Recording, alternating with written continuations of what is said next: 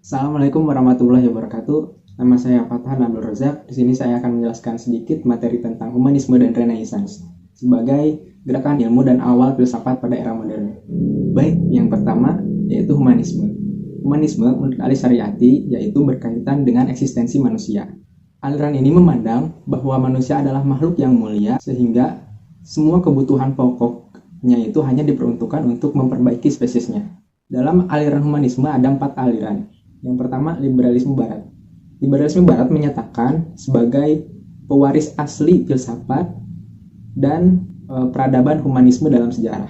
Yang dipandang sebagian aliran ini dari pemikiran-pemikiran dari Yunani kuno yang mencapai kematangan dan keemasannya pada masa-masa kejayaan Eropa modern. Dan yang kedua ada aliran Marxisme. Aliran Marxisme adalah sebutan untuk seperangkat gagasan. Yang pertama dirumuskan oleh Karl Marx dan juga Friedrich Engels. Yang ketiga ada eksistensialisme. Eksistensialisme ini merupakan suatu aliran filsafat yang dilatar belakangi karena ketidakpuasan para sebagian filsuf terhadap para filsafat pada masa Yunani kuno yang ketika itu protes terhadap rasionalisme dan pandangan mereka tentang spekulatif tentang manusia. Yang keempat ada aliran agama-agama. Jika pada masa Yunani kuno terdapat ada dewa-dewa yang saling berperang memusuhi manusia, sementara dalam agama-agama, khususnya agama Samawi ini, mereka percaya akan adanya malaikat dan iblis pada masa itu yang dilaknat oleh Tuhannya, kemudian dikeluarkan dari surga dikarenakan tidak mau mematuhi perintah Tuhannya untuk bersujud kepada Nabi Adam alaihissalam. Kemudian sekarang materi yang kedua, Renaissance. Renaissance berasal dari bahasa Prancis yang banyak diartikan kebangkitan kembali. Kata ini biasanya sering digunakan untuk menunjukkan berbagai periode-periode kemajuan dan kebangkitan intelektual manusia yang terjadi di Eropa. Renaissance adalah masa antara zaman pertengahan dan zaman modern, yang bisa juga disebut masa-masa peralihan, yang biasanya ditandai oleh terjadinya kekacauan-kekacauan dalam bidang pemikiran. Dan contohnya pada masa itu, misalkan terdapat ada pemikiran yang merendahkan manusia pada zaman pertengahan, seperti halnya banyaknya peperangan, banyaknya kepercayaan, antilogi, ilmu hitam, dan lain sebagainya, bahkan sampai memicu peperangan antar umat beragama. Ciri utama filsafat pada Renaissance adalah pemikirannya yang rasionalisme. Mereka berpendapat bahwa kebenaran pemikiran itu hanya dari akal, sementara akal itu tergantung subjek yang menggunakannya. Selanjutnya, ada tokoh-tokoh dari paham humanisme dan Renaissance. Yang pertama, ada Dante Alighieri. Dante mulai mengkritik dan menentang otoritas moral kepausan yang dinilai tidak adil dan bermoral. Kemudian dia tuangkan dalam sebuah buku yang berjudul De Monarchia, yang menggambarkan Sri Paus sebagai pemimpin tertinggi di gereja Katolik. Kemudian ada juga yang kedua, Lorenzo Pola.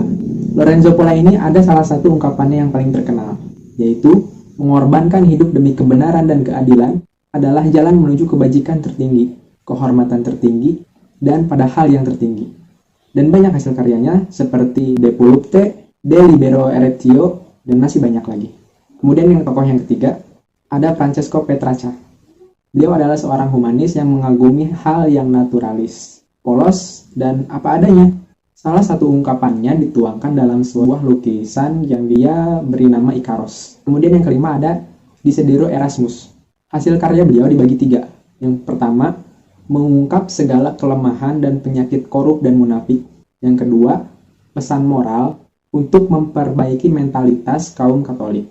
Kemudian hasil karyanya yang ketiga yaitu terjemahan dari kitab Perjanjian Baru yang asli dari bahasa Yunani kuno. Baik, kemudian yang terakhir, konsep eksistensi tentang manusia.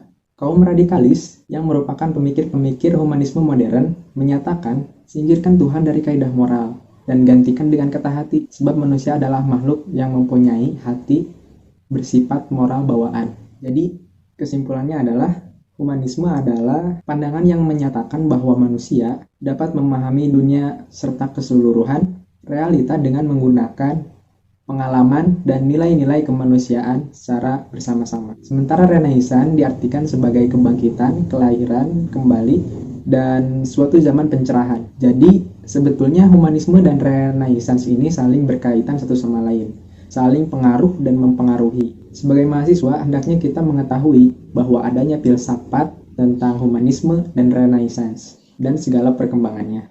Pada saat renaissance muncul, ada suatu aliran yang mengungkapkan dan menetapkan bahwa kebenaran itu diukur dari akal manusia, yang disebut dengan humanisme.